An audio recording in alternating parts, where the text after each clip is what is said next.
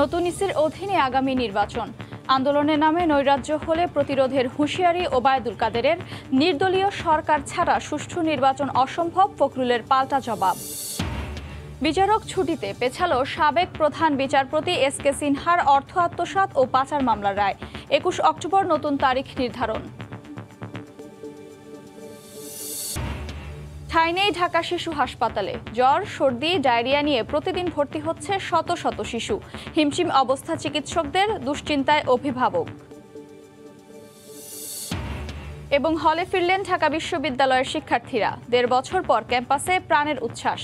রাজশাহী বিশ্ববিদ্যালয়ে এই ইউনিটের ভর্তি পরীক্ষা।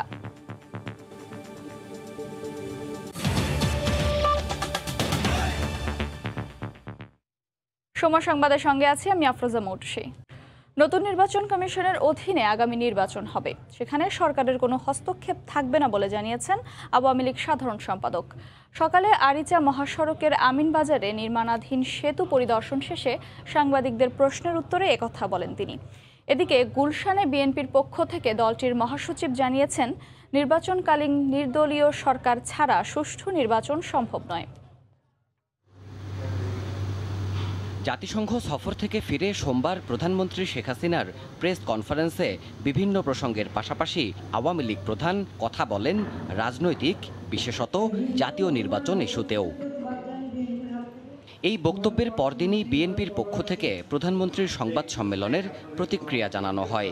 দলটির গুলশান কার্যালয়ে মির্জা ফখরুল ইসলাম আলমগীর বলেন, শুধু নির্বাচন কমিশন গঠন নয়, আওয়ামী লীগের অধীনে কোনো ভোটেই যাবে না বিএনপি। যে কোনো নির্বাচন কমিশনই হোক, যদি নির্বাচনকালীন সময়ে একটি নিরপেক্ষ সরকার না থাকে, তাহলে সেই নির্বাচনটা কখনোই সুষ্ঠু, অবাধ এবং গ্রহণযোগ্য হয় না। বর্তমানে দেশের রাজনৈতিক সংকট মোকাবিলায় আওয়ামী লীগ কেন সব দলের সঙ্গে বসছে না, এই প্রশ্ন তুলছে বিএনপি। এখন তো উন্নয়ন এত কিছু হয়েছে, তাহলে আজকে কেন তারা আপনার এই বিষয়গুলো নিয়ে রাজনৈতিক দলগুলোর সঙ্গে বসছেন না এবং সমস্যাগুলো সমাধান করছেন না? তবে আওয়ামী লীগ সাধারণ সম্পাদক সাফ জানিয়েছেন, নির্বাচন কমিশন নিয়ে কোনো হস্তক্ষেপ থাকবে না সরকারের। মঙ্গলবার সকালে আমিনবাজার সেতু পরিদর্শন করে সাংবাদিকদের প্রশ্নের জবাব দেন তিনি। কোনো নির্বাচন খেলা হবে না। নির্বাচনের মতোই নির্বাচন হবে। তাদের এখানে খেলাধুলা করার প্রয়োজন নেই। নির্বাচন অবাধ হবে, নিরপেক্ষ হবে এবং সরকারের এখানে কোনো হস্তক্ষেপ থাকবে না। আন্দোলনের নামে কোনো জ্বালাও পোড়াও করা হলে তা মোকাবিলার কথাও জানান ওবায়দুল কাদের। আন্দোলনের নামে দেশে যদি সহিংসতা উপাদান যুক্ত করা হয় এবং জনগণের জানমালের জন্য হুমকি সৃষ্টি করা হয়, সে অবস্থা আওয়ামী লীগ জনগণকে নিয়ে প্রতিরোধ করবে। বিএনপি নির্দলীয় সরকারের কথা বলে এলেও সরকারি দলের নেতাদের দাবি, সেই সুযোগ আর ফিরবে না। এই দেশে কেয়ারটেকারের পদ্ধতি আর চালু হওয়ার সুযোগ নেই। দেবাশিস রায়, সময় সংবাদ, ঢাকা। আসামি হাজির, কোর্টে উপস্থিত দুপক্ষের আইনজীবীরাও। কিন্তু বিচারক ছুটিতে থাকায় পিছিয়ে গেল সাবেক প্রধান বিচারপতি এসকে সিনহার অর্থ আত্মসাৎ মামলার রায়। ভারপ্রাপ্ত বিচারক এসে রায়ের নতুন তারিখ দিলেন ২১ অক্টোবর। বিচারপতির বিচারের রায় ঘোষণার জন্য কারাগার থেকে কোর্টে আনা হয় এক আসামিকে। জামিনে থাকা ৬ আসামিও ছিলেন আদালতে। সবকিছুই যখন প্রস্তুত, হঠাৎ বিশেষ জজ আদালত ৩-এর বিচারক এসে জানালেন, জজ আদালত ৪-এর বিচারক ছুটিতে, রায় হবে ২১ অক্টোবর। এতেই পিছিয়ে গেল সাবেক প্রধান বিচারপতি এসকে সিনহা সহ ১১ আসামির রায়। কারাগারে ফেরত নেওয়া হলো আসামি বাবুল চিশতিকে, বাড়ানো হলো ৬ আসামির জামিন। সাবেক প্রধান বিচারপতি সহ পলাতক রয়েছেন ৪ জন। দুদক আইনজীবী জানালেন, রায়ের তারিখ পিছিয়ে যাওয়া স্বাভাবিক ঘটনা। এই মামলায় আসামিদের সর্বোচ্চ সাজা যাবজ্জীবন হবে বলেও প্রত্যাশা তার। অসুস্থ হয়ে পড়লে তো আমাদের আর কিছু করার থাকবে না। ২১ তারিখে যেহেতু ডেট আছে, আমরা আশা করবো ২১ তারিখে আমাদের জাজমেন্ট পাবো। মানি লন্ডারিংয়ের মামলার সর্বোচ্চ সাজা হচ্ছে ১২ বছরের, ৫-এর ২-এ হলো ৭ বছরের, আর ৪০৯ হলে পরে সেখানে যাবজ্জীবন সর্বোচ্চ সাজা। তা আমরা আদালতকে বলেছিলাম যে আমরা যেহেতু প্রমাণ করতে সমর্থ হয়েছি, আমরা দৃষ্টান্তমূলক সাজা আশা করি। আসামি পক্ষের আইনজীবীর দাবি, অভিযোগ প্রমাণে ব্যর্থ দুদক। আমরা প্রমাণ করতে সমর্থ হয়েছি যে ওনারা কোনো অফেন্স কমিট করেন নাই, এবং ওনাদের জন্য আমি বিলিভ করি হয়তো আইনের ওই অনুকম্পাটুকু আমরা পাবো যাতে আমরা সেখান থেকে খালাস হয়ে যেতে পারি। ফার্মার্স ব্যাংক বর্তমানে পদ্মা ব্যাংকের 4 কোটি টাকা ঋণ নিয়ে আত্মসাৎ ও অর্থ পাচারের অভিযোগে গত বছরের আগস্টে বিচার শুরু হয় দেশের 21তম প্রধান বিচারপতির। পাচারের টাকা দিয়ে যুক্তরাষ্ট্রে ভাইয়ের নামে বাড়ি কেনারও অভিযোগ রয়েছে তার বিরুদ্ধে। এই বাড়ি আমার নামে না, এটা বললেইও হবে না, এটা সরকার প্রমাণ করুক, এরপরে দেখা যাবে। মামলা হওয়ার আগে দেশ ছাড়েন সিনহা। নানা অনিয়মের মুখেই বিদেশে বসে পদত্যাগ করেন তিনি। দুর্নীতির দায়ে সাবেক কোনো প্রধান বিচারপতিকে বিচারের মুখোমুখি হওয়ার ঘটনা দেশের ইতিহাসে এটিই প্রথম। আফজার হোসেন, সময় সংবাদ, ঢাকা। শুক্রবারে খুলে দেয়া হচ্ছে চট্টগ্রামে বহুল আকাঙ্ক্ষিত বঙ্গবন্ধু শেখ মুজিবুর রহমান টানেলের দ্বিতীয় চ্যানেল। নির্ধারিত সময়ের বহু আগেই প্রকল্পের উদ্বোধন হবে বলে জানান পরিকল্পনামন্ত্রী। একনেক সভা পরবর্তী সংবাদ সম্মেলনে এই তথ্য জানান মন্ত্রী।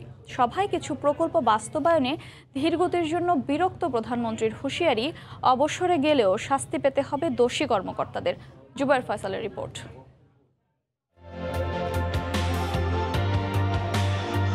এবার টানেল যুগে বাংলাদেশ।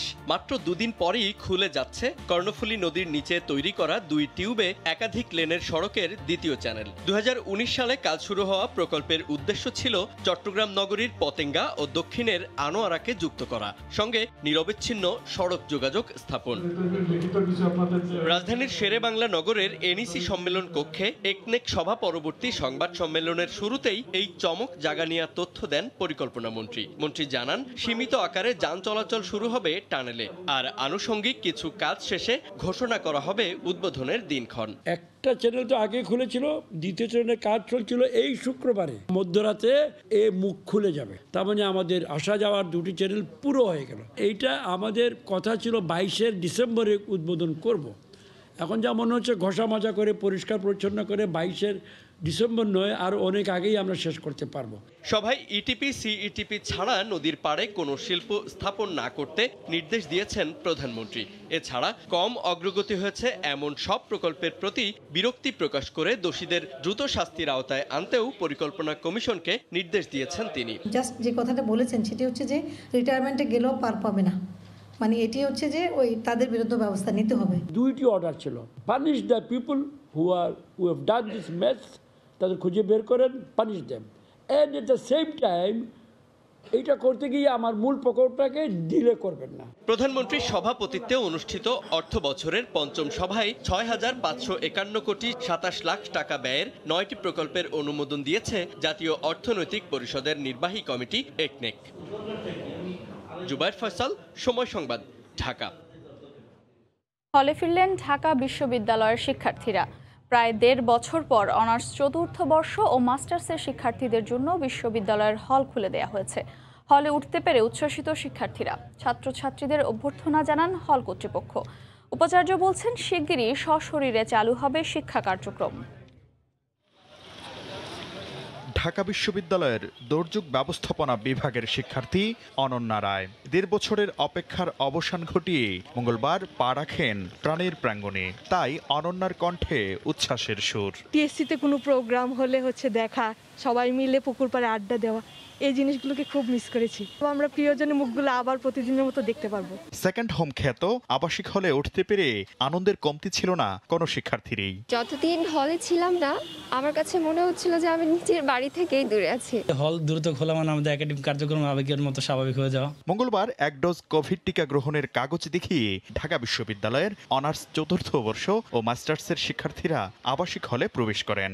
হল কর্তৃপক্ষের তরফ থেকে তাদের জন্য ফুল রেখেছি, একটি করে রজনীগন্ধার স্টিক, এবং তাদেরকে মিষ্টি মুখ করিয়ে আমরা হলে ঢোকাচ্ছি। প্রায় 1 বছর 7 মাস সময়, এই সময়টা আমরা ক্লাসরুম বলি, হলরুম বলি, ওদের অনুপস্থিতি এর মতো পীড়াদায়ক আর কিছু আমার মনে হয় না। বিশ্ববিদ্যালয় উপাচার্য জানান, দ্রুতই সব বর্ষের শিক্ষার্থীরা আবাসিক হলে উঠতে পারবেন। আর আগামী 7 অক্টোবর থেকে ব্যবস্থাপনায় জাতীয় পরিচয়পত্র পাবেন ঢাকা বিশ্ববিদ্যালয়ের শিক্ষার্থীরা। 2-1 দিনের মধ্যেই যে ফর্মগুলো আছে, যে বডিগুলো আছে, সেখানে বসে আমরা সিদ্ধান্ত নেব যাতে স্বাভাবিক কার্যক্রমে সকলকে নিয়ে সেখানে যেন কেউ বাদ না পড়ে সেই বিষয়টি বিবেচনায় রেখেই সকল ধরনের কর্মপ্রয়াস রাখছি। পর্যায়ক্রমে গণরুন্মুক্ত হবে ঢাকা বিশ্ববিদ্যালয়। 1 বছরের মধ্যে শিক্ষার্থীদের ক্ষতি পুষিয়ে নিতে একাডেমিক ক্যালেন্ডারে পরিবর্তন আনা সহ নানা পরিকল্পনা করছে ঢাকা বিশ্ববিদ্যালয়। শিক্ষার্থীদের পদচারণায় আবারও মুখরিত ঢাকা বিশ্ববিদ্যালয়ের আবাসিক হলগুলো। সব বাধা কাটিয়ে খুব দ্রুতই সশরীরে শিক্ষা কার্যক্রমে অংশগ্রহণের অপেক্ষায় শিক্ষার্থীরা। শাকির আহমেদ, সময় সংবাদ, ঢাকা। রাজশাহী বিশ্ববিদ্যালয়ে অনুষ্ঠিত হয়েছে দ্বিতীয় দিনের ভর্তি পরীক্ষা। এই ইউনিটের অধীনে মানবিক বিভাগের পরীক্ষা হয় এদিন। প্রতি আসনের বিপরীতে ভর্তি যুদ্ধে অংশ নেন 23 জন শিক্ষার্থী। দীর্ঘ প্রত্যাশার বিশ্ববিদ্যালয় ভর্তি পরীক্ষায় শিক্ষার্থীদের উপস্থিতি প্রাণচাঞ্চল্য ফিরিয়েছে মতিহারের সবুজ চত্বরে। মঙ্গলবার রাজশাহী বিশ্ববিদ্যালয়ের দ্বিতীয় দিনের ভর্তি পরীক্ষায় এ ইউনিটের পরীক্ষা অনুষ্ঠিত হয়। মানবিক বিভাগের কলা অনুষদভুক্ত 28টি বিষয়ে 3 শিফটে পরীক্ষা হয়। হ্যাঁ, আশা করছিলাম ভালোই হয়েছে, প্রশ্ন সহজ হয়েছে, ইনশাআল্লাহ দেখা যাক। এখন পরীক্ষা মোটামুটি ভালোই দিয়েছি, পরিবেশটা অনেক ভালো ছিল, সবাই মাস্ক স্যানিটাইজার নিয়ে আসছিল, স্বাস্থ্যবিধিও সব মেনে হচ্ছে একদম, আর পরীক্ষার প্রশ্ন অনেক সহজ হয়েছে। পরীক্ষার সার্বিক পরিস্থিতি নিয়ে সন্তোষ প্রকাশ করেন অভিভাবকরা। অনেক সুন্দর পরিবেশ, উত্তরোত্তর আরো পরিবেশ ভালো হবে আশা করছি। বিশ্ববিদ্যালয় প্রশাসন বলছে সুষ্ঠুভাবেই হয়েছে পরীক্ষা। আইন শৃঙ্খলার ক্ষেত্রে যে বিষয়টা, নিরাপত্তার ক্ষেত্রে আমরা আশেপাশের এলাকাগুলোতে এতটাই নিরাপত্তার বেষ্টনী রেখেছি, যে কোনো জায়গায় যে কোনো বিচ্ছিন্ন ঘটনা ঘটলে সেটার জন্য যেন তৎপরভাবে তাৎক্ষণিকভাবে আমরা ব্যবস্থা নিতে পারি। রাজশাহী বিশ্ববিদ্যালয়ে এই ইউনিটের পরীক্ষায় 1971টি আসনের বিপরীতে 43,558 জন অংশ নেন। রাকিবুল হাসান, সময় সংবাদ, রাজশাহী। ঠাঁই নেই ঢাকা শিশু হাসপাতালে। জ্বর, সর্দি, ডায়রিয়া নিয়ে প্রতিদিন ভর্তি হচ্ছে শত শত শিশু। রাজধানী এবং বাইরে থেকে আসা রোগীর চাপে রাজধানীর হাসপাতালগুলোতে হিমশিম অবস্থা চিকিৎসকদের। শিশু হাসপাতালের পরিচালক জানান, বহির্বিভাগে আসা রোগীর 40%ই ঠান্ডাজনিত রোগে আক্রান্ত। রোগীর চাপ বাড়ায় নেওয়া যাচ্ছে না ভর্তি। তিল ধারানোর যেন ঠাঁই নেই ঢাকা শিশু হাসপাতালে। অসুস্থ সন্তানকে নিয়ে জরুরি বিভাগের সামনে স্বজনদের অধীর অপেক্ষা। অন্য যে কোনো দিনের তুলনায় মঙ্গলবার শিশু রোগীর সংখ্যা ছিল চোখে পড়ার মতো। এর মধ্যে বেশিরভাগই জ্বর, ঠান্ডা ও নিউমোনিয়ায় আক্রান্ত। রয়েছে ডেঙ্গু আক্রান্ত শিশুও। গরম পড়ছে তো, আবার এই বাচ্চাদের ঠান্ডা লাগিয়ে থাকে সবসময়। ডাক্তার দেখানো ঘন্টার পর ঘন্টা দাঁড়ায় থাকার একটা বাচ্চার মার প্রতি কতটা যে অসুস্থই হয়, কতটা যে কষ্ট হয়। শিশু হাসপাতালের পরিচালক বলছেন, ডেঙ্গুর প্রকোপ কিছুটা কমলেও আশঙ্কাজনক হারে বাড়ছে সিজনাল জ্বর, সর্দি ও ঠান্ডা। আমাদের যে সিটের সংখ্যা থাকা সত্ত্বেও আমরা কিন্তু আপনার রোগীর টার্নওভার বেশি এবং আমরা ভর্তি করতে পারছি না। শুধু ঢাকা শহরেই নয়, দেশের বিভিন্ন জেলা থেকেও শিশু রোগীকে নিয়ে হাসপাতালে আসছেন অভিভাবকরা। হাসপাতালে অপেক্ষা করতে হয় ঘন্টার পর ঘন্টা। অনেক রোগীকে ভর্তি দিলেও আসন সংকটে ভর্তি না করিয়ে ফিরে যেতে হচ্ছে।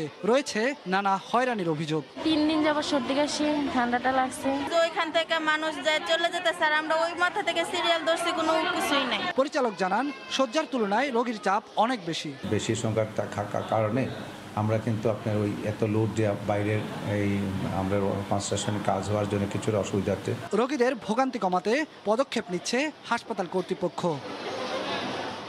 বেলায়েত হোসাইন, সময় সংবাদ, ঢাকা। রোল কলে একদিন অনুপস্থিত, তাতেই 11.5 মাসের হাজিরা বাতিল, সঙ্গে শাস্তিমূলক বদলি। এতে সরকারের গচ্চা 16 কোটি টাকা। টাঙ্গাইল পুলিশ প্রশিক্ষণ কেন্দ্রে ঘটেছে এমন ঘটনা। প্রশিক্ষণ কোর্স বাতিল হওয়ায় বিপাকে পড়েছেন পুলিশের 2 শতাধিক উপপরিদর্শক। বিশেষজ্ঞরা বলছেন, লঘু অপরাধে গুরুদণ্ড দেওয়া হয়েছে তাদের। বিষয়টি পুনর্বিবেচনার আহ্বান জানিয়েছেন তারা। আফজাল হোসেনের রিপোর্ট। 1 বছর মেয়াদী প্রশিক্ষণ কোর্স শেষ হতে বাকি ছিল মাত্র 15 দিন। কিন্তু 14ই মে ঈদুল ফিতরের দিন টাঙ্গাইলের পুলিশ ট্রেনিং সেন্টার থেকে বাইরে যান অনেক প্রশিক্ষণার্থী। তাদের দাবি, কর্মকর্তাদের মৌখিক অনুমতি নিয়েই তারা বের হন। রাতে করা হয় রোল কল, এতেই গড় হাজির হয়ে যায় 212 জন। বিষয়টি খতিয়ে দেখতে কমিটি গঠন করে পিটিসি। তদন্তে কর্মকর্তাদের গাফিলতিও মিলে, আর 212 জনের বিরুদ্ধে ব্যবস্থা নিতে পুলিশ সদর দপ্তরে চিঠি পাঠানো হয়। পুলিশ সদর দপ্তর 212 জনের ডিসি কোর্স বাতিল করেন। শাস্তিমূলক বদলি করা হয় বিভিন্ন জেলায়। গচ্চা যায় সরকারের 16 কোটি টাকা। পুলিশ সদরের এমন সিদ্ধান্তে বিপাকে পড়েছেন 2 শতাধিক পুলিশের উপপরিদর্শক, যদিও তারা ভুলের জন্য ক্ষমা চেয়েছেন। বিশেষজ্ঞরা বলছেন শৃঙ্খলা ভঙ্গের জন্য শাস্তি হতেই পারে, তবে এক্ষেত্রে ভিন্ন কিছু হতে পারত। কৈফিয়তটা দিতে হয়, কেন সে গড় হাজির হয়েছে, কোথায় সে গিয়েছিল, তার জন্য শাস্তির ব্যবস্থা আছে। তার প্রশিক্ষণের সময় বাড়িয়ে দেওয়া যেতে পারে, তার প্রশিক্ষণটা আরেকটু কঠিন করে দেওয়া যেতে পারে। এই ব্যবস্থাগুলো তো আভ্যন্তরীণভাবে আছেই। পুলিশ অ্যাসোসিয়েশনের সাধারণ সম্পাদক বলছেন ছোট অপরাধে এমন সাজা ঠিক হয়নি, আর পুলিশ সদর দপ্তর বলছে পুলিশ সেন্টারের রিপোর্টের আলোকেই এই ব্যবস্থা। এটা উচিত ছিল যে ছোটখাটো পানিশমেন্ট দিয়ে এটা রিমুভ করা। কত ভুল, পানিশমেন্ট বেশি হয়ে যাচ্ছে। ডিপার্টমেন্টাল ক্যাডেট বা ডিসি কোর্স শেষ হলে এসআই হিসাবে তাদের চাকরি স্থায়ী হতো। পাশাপাশি পরিদর্শক হিসাবে পদোন্নতি পরীক্ষা দেওয়ার যোগ্যতা অর্জন করতেন তারা। একটি ভুলে এসব স্বপ্ন শেষ 15 থেকে 25 বছর পুলিশে চাকরি করা এসআইদের। আফজাল হোসেন, সময় সংবাদ, ঢাকা। রোহিঙ্গাদের অপকর্ম রোধে প্রয়োজনে মিয়ানমার সীমান্তে গুলি চালানো হবে বলে জানিয়েছেন পররাষ্ট্রমন্ত্রী একে আব্দুল মোমেন। সকালে সিলেট ওসমানী মেডিকেল কলেজ হাসপাতালে এক অনুষ্ঠান শেষে সাংবাদিকদের প্রশ্নের জবাবে তিনি একথা বলেন।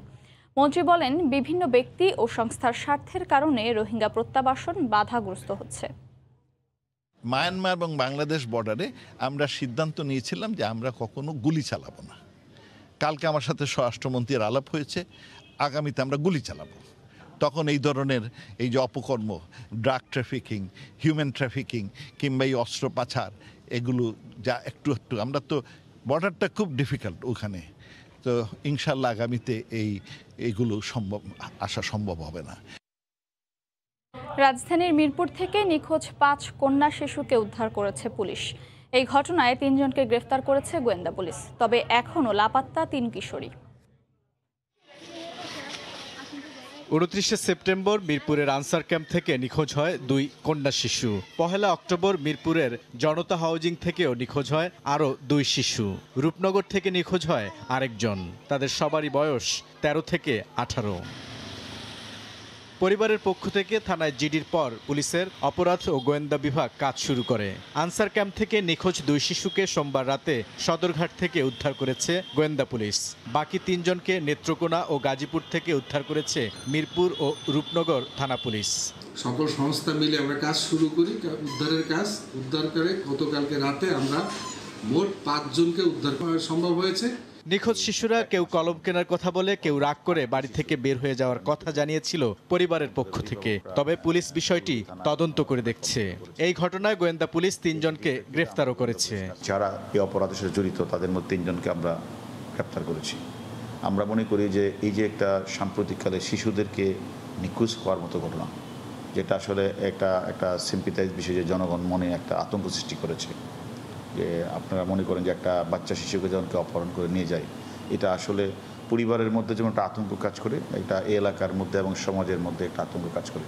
এটা অত্যন্ত গুরুত্ব নিয়েই আমরা এই কাজগুলি করছি। এদিকে পল্লবী থেকে নিখোঁজ হওয়া বাকি 3 কিশোরীকে এখনো উদ্ধার করতে পারেনি পুলিশ। বুলবুল রেজা, সময় সংবাদ, ঢাকা। বেশ কয়েকবার পিছিয়ে ঠিক হলো বাস রুট রেশনালাইজেশন কার্যক্রম শুরুর চূড়ান্ত তারিখ। 1 ডিসেম্বর ঘাটারচর থেকে কাঁচপুর পর্যন্ত রুটে চলবে ঢাকা মহানগর পরিবহন। হবে 16টি বাস বে, 40টি যাত্রী ছাউনি। এ মাসের মধ্যেই চূড়ান্ত হবে বাসের নকশা।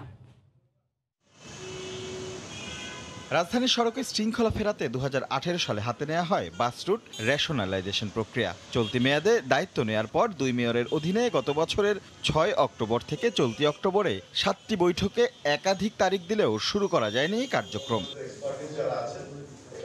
মঙ্গলবার দক্ষিণের নগর ভবনে বেলা 11টায় শুরু হয় বাস রুট রেশনালাইজেশনের 18তম সভা। পরে সাংবাদিকদের জানানো হয় এবারে চূড়ান্ত হয়েছে দিনক্ষণ। 1 ডিসেম্বর থেকেই একটি রুটে শুরু হবে এই কার্যক্রম। আর প্রথম রুট ঘাটারচর থেকে কাঁচপুর। ঢাকা নগর পরিবহনের কার্যক্রম ঘাটারচর কাঁচপুর আমরা ইনশাআল্লাহ শুভ উদ্বোধন করতে পারবো। সেই প্রেক্ষিতে আমরা তারিখ নির্ধারণ করেছি এবং যাবতীয় সামগ্রিক কার্যক্রমগুলো আমরা বিচার বিশ্লেষণ করে আমরা প্রায় সম্পন্নের দিকে নিয়ে এসেছি। পর্যায়ক্রমে এই যাত্রাপথটা শুরু করার পরেই আমরা পুরো ক্লাস্টারটা নিয়ে আমরা কাজ আরম্ভ করব। মেয়র জানান 2019 সালের আগের কোনো বাসই চলবে না এই রুটে। একই রঙের একই নকশায় হবে সবগুলো বাস। 14 তারিখে নতুন বাসের ডিজাইনটা হবে এবং আমরা 20 তারিখে আমরা আপনারা যেতে পারেন, আমরা নতুন বাসের কি ডিজাইন হবে এটি আমরা ফাইনাল করব ইনশাল্লাহ। এবং আমরা মনে করি যে এটি একটি নতুন দিগন্ত, এটি অত্যন্ত চ্যালেঞ্জিং ব্যাপার। ঢাকা শহরে সবসময় যে চ্যালেঞ্জটা আছে, বাট আমরা মনে করি এতে ঢাকা শহর একটি পর্যায়ক্রমে ডিসিপ্লিনের মধ্যে আসতে পারবে। প্রথমে জয়েন্ট ভেঞ্চারে শুরু হবে প্রাথমিক কার্যক্রম, পরে পরিধি বাড়লে কোম্পানি হিসেবে চালু করা হবে রেশনালাইজেশনের বাস। রাশেদ লিমন, সময় সংবাদ, ঢাকা। ট্রেন থামাতে পটকা, যুগের পর যুগ না ফুটালেও বছর বছর পটকা কিনছে রেলওয়ে। এতে বারুদের মতো হাওয়ায় মিলে যাচ্ছে কোটি কোটি টাকা। রেলের সিগন্যাল তদারকি যারা করেন তাদের বক্তব্য, ব্রিটিশ আমলের এই পদ্ধতি বর্তমান প্রেক্ষাপটে অচল। বিশেষজ্ঞরা বলছেন, অকার্যকর জেনেও এই পদ্ধতি চালু রেখে অপচয় করা হচ্ছে রাষ্ট্রীয় টাকা। নুরুল আলম নয়নের ক্যামেরায় রাজমুস সালেহের রিপোর্ট।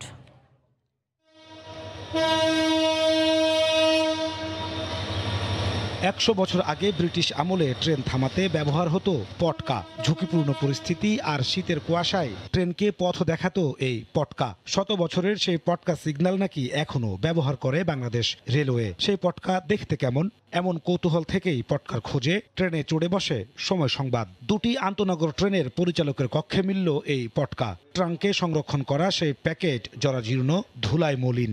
যখন অনেক বেশি কুয়াশা হয়, যখন আপনার সিগন্যাল দেখতে আমাদের সমস্যা হয়, সেক্ষেত্রে এটার ব্যবহার হয়। দেশের সব ট্রেনের 2 গার্ডের কাছে 2 প্যাকেট, প্রতিটি স্টেশন মাস্টারের কক্ষে 3 থেকে 4 প্যাকেট করে দেয়া হয় এই সিগন্যাল পটকা। আপনি কি জীবনে একবার ব্যবহার করছেন? না, আমি করিনি। আমার এখনো ব্যবহার করা হয়নি। আন্তনগর স্টার্ট হওয়ার পরে এই পটকাটা আর ব্যবহার দেখি না। তবুও প্রতি বছরই কেনা হচ্ছে পটকা। হিসেব বলছে গত 5 বছরে রেলের পূর্বাঞ্চলেই কেনা হয়েছে প্রায় 1 কোটি টাকার পটকা। পশ্চিমাঞ্চল সূত্রে জানা গেছে, টাকার হিসেব পূর্বাঞ্চলের চেয়ে আরও 2-3 গুণ বেশি। রেলের সিগন্যাল সংশ্লিষ্টরা বলছেন, বুলেট ট্রেনের যুগে পটকা সিগন্যাল পুরোপুরি অচল। 20-21 বছর জীবনে আমি এইটা ব্যবহার করি নাই আর কি, মানে এমনি টেস্টিং হিসাবে ব্যবহার করছি। বিশেষজ্ঞরা বলছেন, অনিয়মের জন্যই এই পদ্ধতি জিইয়ে রেখেছে রেল। পুরনো একটা সিস্টেমকে এখনো টিকিয়ে রাখার মাধ্যমে আমরা কিন্তু প্রতি বছর অর্থের যেমন অপচয় হচ্ছে, পাশাপাশি উন্নত প্রযুক্তি ব্যবহার না করার ফলে আমার রেল ব্যবস্থাপনাটা কিন্তু ঝুঁকির মধ্যে রয়েছে। প্রতি প্যাকেট পটকার মেয়াদ থাকে 2 থেকে 3 বছর। শুধু এই পটকা সিগন্যালই নয়, রেলে এমন আরও 5 থেকে 7টি পণ্য আছে যা বছরে একবারও ব্যবহার হয় না, কিন্তু প্রতি বছর কেনা হয় লাখ লাখ টাকার। নাজমুস সালেহী, সময় সংবাদ, ঢাকা। চলন্ত ট্রেনে পাথর নিক্ষেপ বন্ধে ট্রলি রানের পাশাপাশি নানা কর্মসূচি শুরু করেছে রেলওয়ে পুলিশ।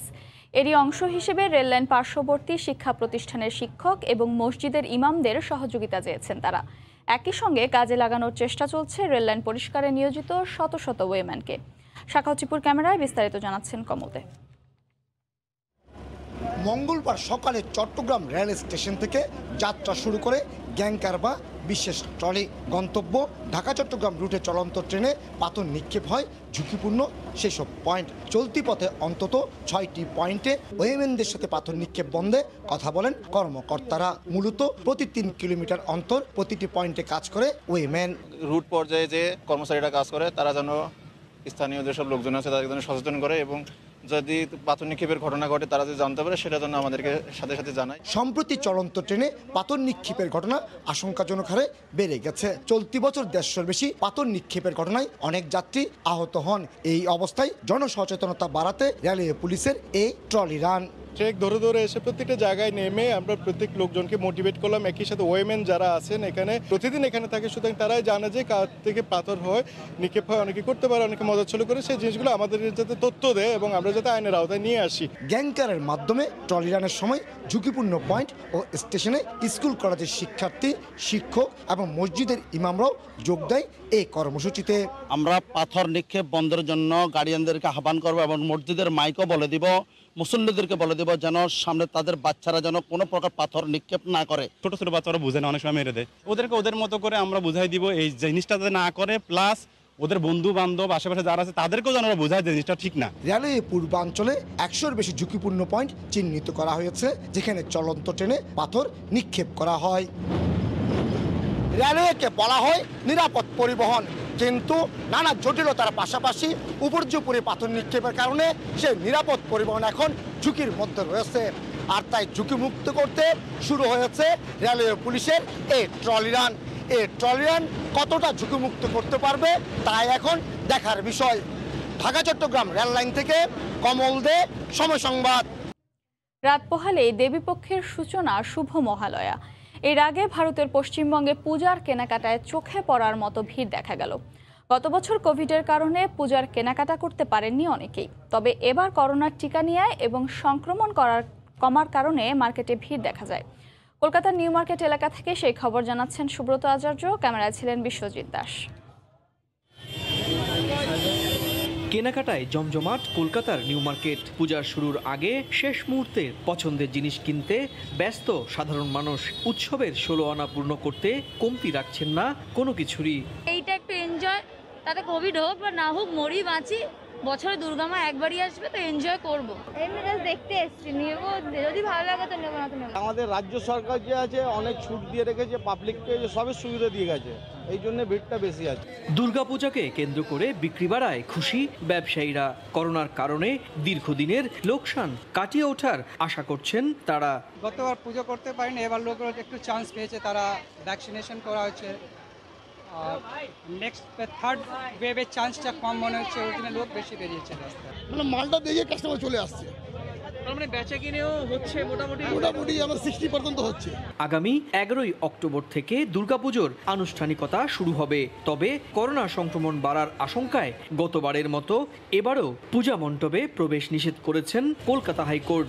মেনে চলতে হবে স্বাস্থ্যবিধিও। তবে স্বাস্থ্যবিধি মানার বালাই নেই কলকাতার শপিং মলগুলোতে।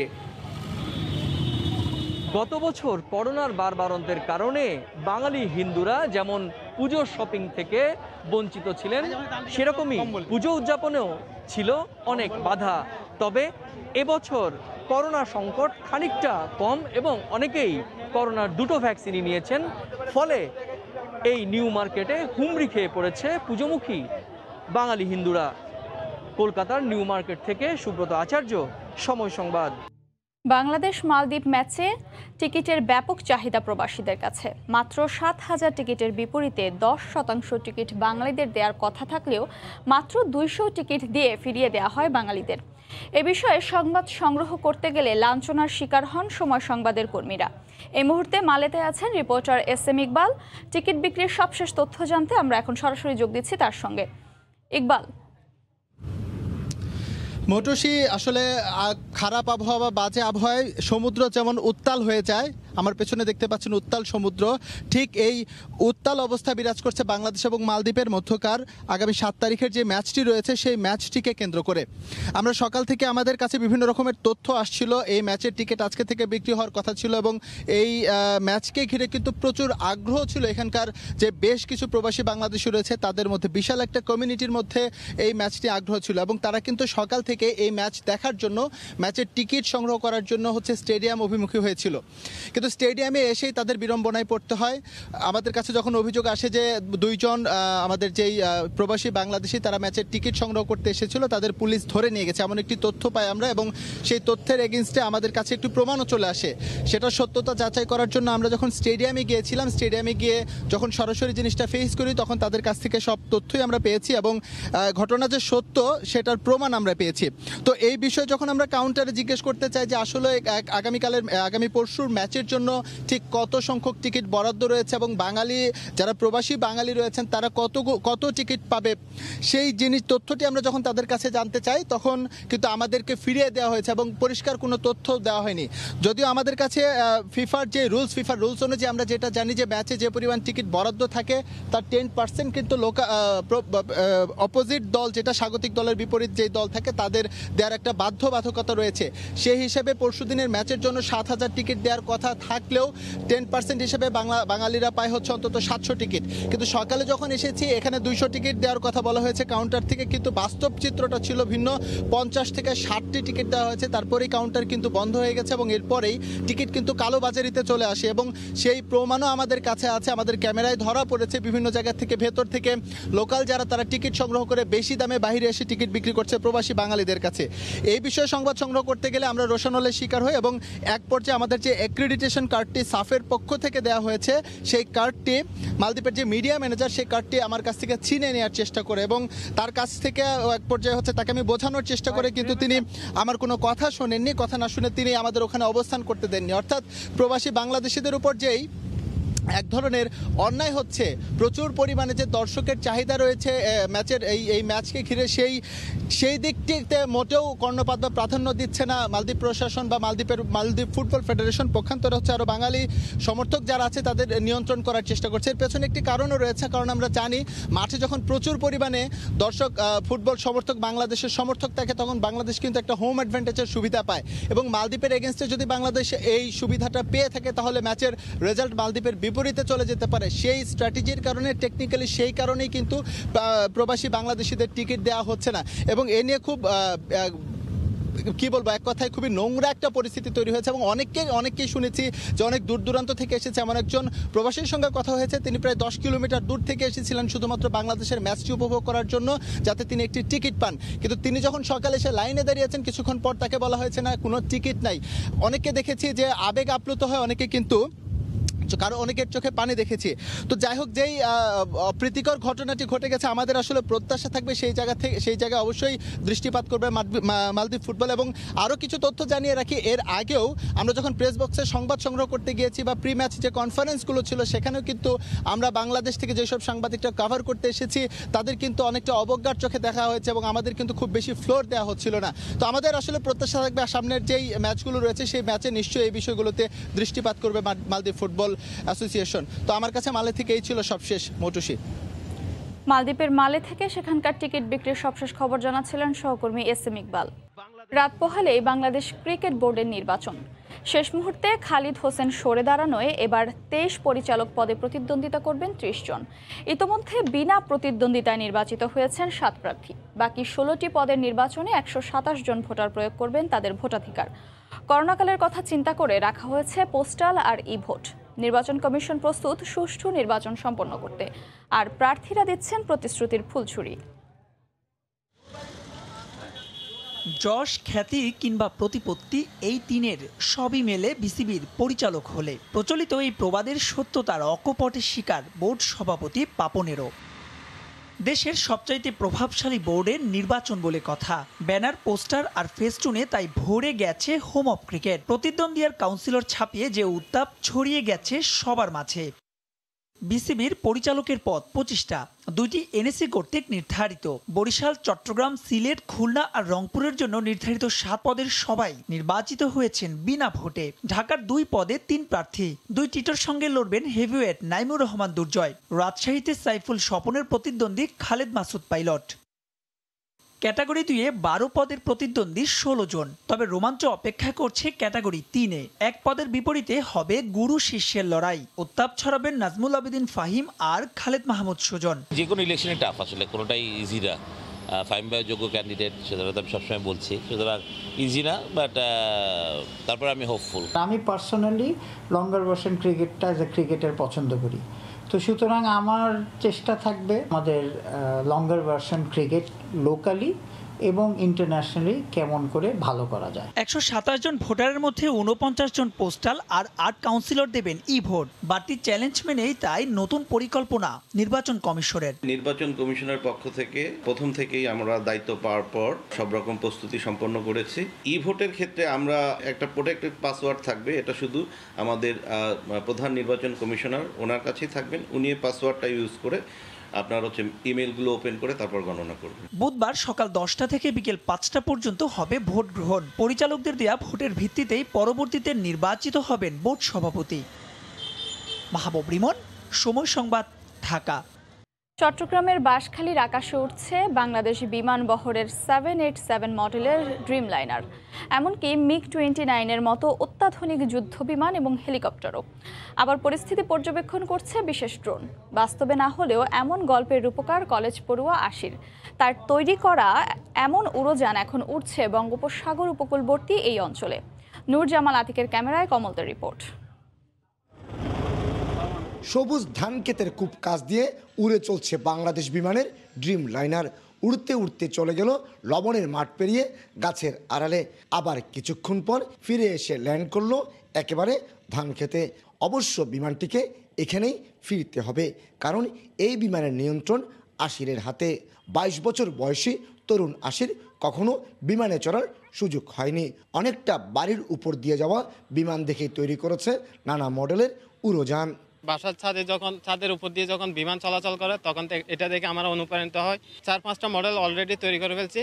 দক্ষিণ চট্টগ্রামের বাঁশখালীর অজপাড়াগা, এখানে যখন আশির তৈরি করা বিমান আকাশে উড়ে তখন ভিড় জমে যায় উৎসুক মানুষের। আর ছেলেকে উৎসাহ দিয়ে যাচ্ছেন লবণমাঠ বর্গা দিয়ে সংসার চালানো বাবা শাহাবুদ্দিনও। আমার ভাইয়ের বিমান যখন আকাশে ওড়ে তখন আমার খুব ভালো লাগে। আমি ওকে উৎসাহ প্রদান করি, মানে বড় ধরনের কিছু করার জন্য। সরকার আছে সাওয়াল দিয়ে আর হওয়ার মানে ভবিষ্যৎ বড় ধরনের বিমান তৈরি করিব।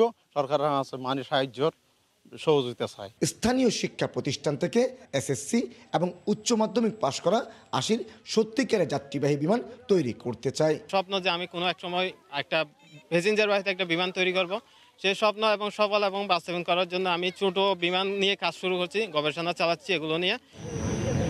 শুধু তাই নয়, বিমানের পাশাপাশি বাতাসে চলতে পারে এমন একটি বোটও তৈরি করেছে আশির। সাগরের পানি ঢুকে যখন রাস্তা তলিয়ে যায় তখন সাধারণ মানুষের কথা চিন্তা করে এই ব্যাটারি চালিত বোটটি তৈরি করা হয়েছে। মানুষের স্বপ্ন যে কখনো ছোট হয় না, সে স্বপ্ন যে আকাশ ছুঁতে পারে তা করে দেখিয়েছে দক্ষিণ চট্টগ্রামের প্রত্যন্ত অঞ্চলের বাসিন্দা মোহাম্মদ আশির। 8 ফুট বাই 10 ফুট একটি ঘর, আর সেই ঘরে তৈরি হচ্ছে একের পর এক বিমান, যে বিমান সত্যিকার বিমানের মতো আকাশে উঠছে। এই আশির স্বপ্ন দেখে একদিন তার তৈরি করা যাত্রী বিমান আকাশে উঠবে এবং গন্তব্যে পৌঁছাবে, যে বিমানের যাত্রী হবে এই আশির। চট্টগ্রামের বাঁশখালী পুইছড়ি থেকে কমল দে, সময় সংবাদ। এ পর্যায়ে শীর্ষ সংবাদ জানিয়ে দিচ্ছি আরেকবার। নতুন ইসির অধীনে আগামী নির্বাচন, আন্দোলনের নামে নৈরাজ্য হলে প্রতিরোধের হুঁশিয়ারি ওবায়দুল কাদেরের। নির্দলীয় সরকার ছাড়া সুষ্ঠু নির্বাচন অসম্ভব, ফখরুলের পাল্টা জবাব। বিচারক ছুটিতে পেছালো সাবেক প্রধান বিচারপতি এসকে সিনহার অর্থ আত্মসাৎ ও পাচার মামলার রায়। 21 অক্টোবর নতুন তারিখ নির্ধারণ। এ ছিল এখনকার মতো, সঙ্গে থাকুন সময়ের।